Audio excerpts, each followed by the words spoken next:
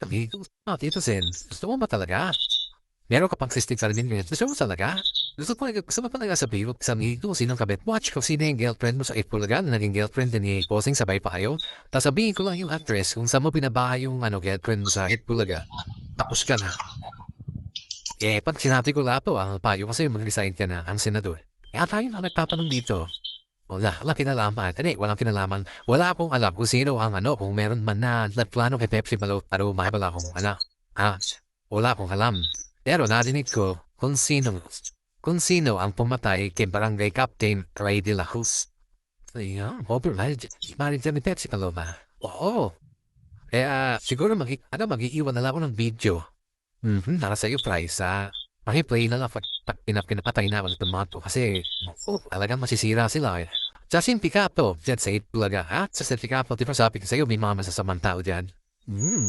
Yung sindikato sa Itbulaga. Isa na si Tito Sen doon sa sindikato. Parang advisor yun, advisor. Si Vic tsaka si Joey, wala kinalaman sa sindikato dyan sa Itbulaga. Tito Sen, gusto mo ba talaga?